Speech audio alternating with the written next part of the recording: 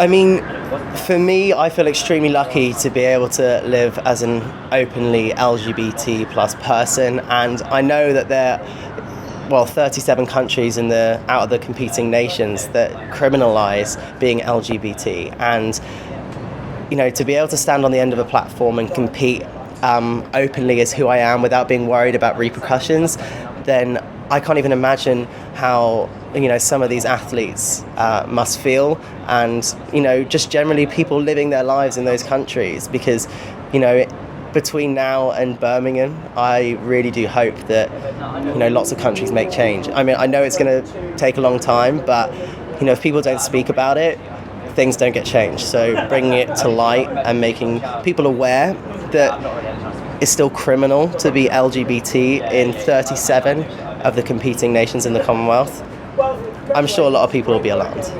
And I mean, you've got Kazan coming up in the not too distant future.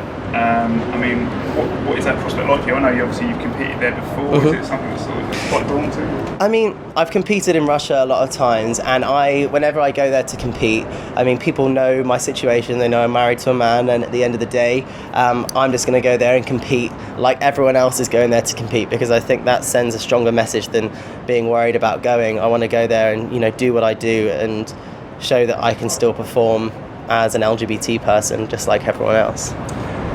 So let's look at what happened here specifically. Gold today, despite the hip injury. Were you battling through the pain barrier? Whenever you go into a competition, injuries and things like that often fade away pretty quickly with adrenaline. But the thing for me wasn't so much the pain. Like, I managed to get the pain under control today. It was more the speed that I can get my legs up into my shapes. Like when you go from a big extension into flexion, which is what we need to do to get into shapes, you need to be able to do that quickly. And if one leg is moving faster than the other, then that's when all sorts of problems can happen. But still, I mean, having gone into it not 100% fit, I mean, you must be feeling particularly satisfied given the difficulties you've come away with gold.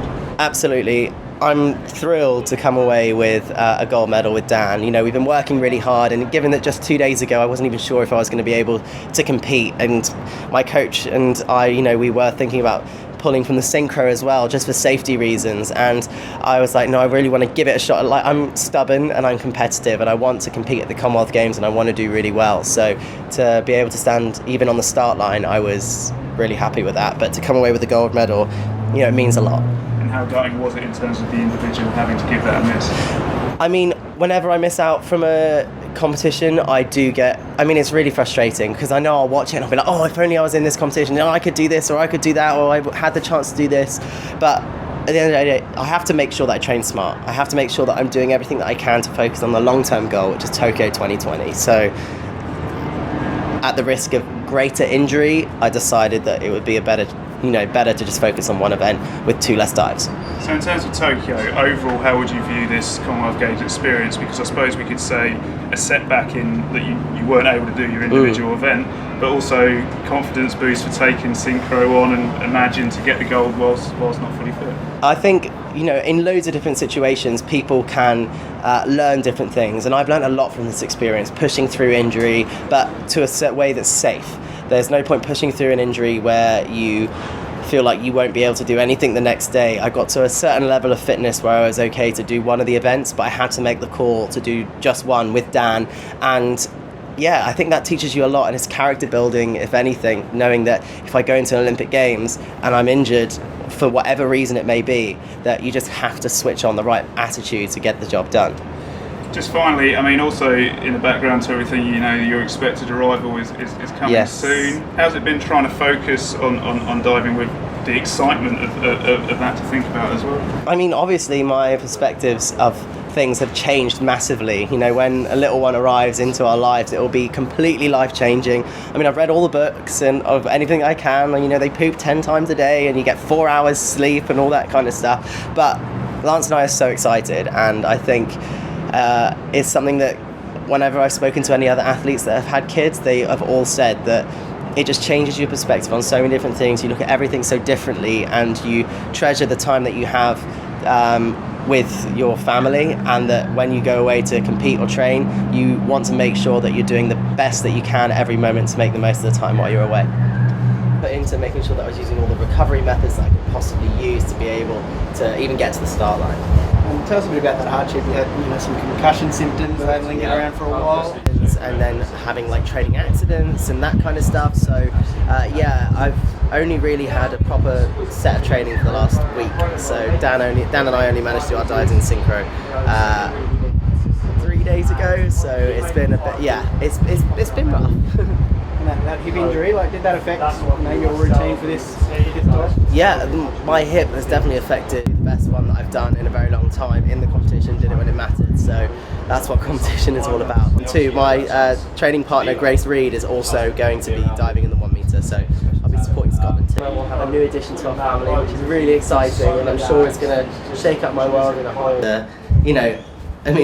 our training, we only managed to do our synchro dives 2-3 days ago, and we only managed to do them in one session for each of the dives. So it was a lot to get my head around, but every experience is a good experience, even if it's bad, because it teaches you, it's character building at the end of the day. Let me ask you about the last dive today. By your own high standards, probably not your best dive. Was that just because of lack of practice time, or did you know you pretty much had it in the bag? Well, the training, in training, that front 4.5 was my worst. But I managed to do the best one that I've done since I've been here. I went in vertical, and usually it's Dan's best dive. It's my best dive, and it didn't go to plan today. So yeah, I mean, five out of 6 of them were pretty good. They were solid dives. It's been affecting a lot of divers here, and sometimes when it's middle of the day, the sun can glare off the water, and people have been struggling to spot those entries when they're going in. But I mean, the 6 dives usually my best one. But we 2 medals, a bronze in Rio, gold here. How good is he? How much can he go on and win and achieve? Every single time we compete, Dan gets better. So it's really exciting to see where if we get a medal, we qualify for the Olympics. If not, we have to wait until the year after. But over the next 24 months, just sneak by. And Dan, are you fearful you might lose him to the bright lights of Hollywood? But yeah, I think we just, as long as we train individually, because obviously Tom's based in London, I'm based in Leeds. As long as we train, as hard as we can individually. But we just take it year by year. You've got quite a few of these, little decent collection now. The Commonwealth Games must mean something to you, but I guess they still must burn really bright to get that Olympic gold. Of course, the Olympic gold is the pinnacle of anyone's sporting career, but for me, coming away with 4th gold, 5th medal, and the 3rd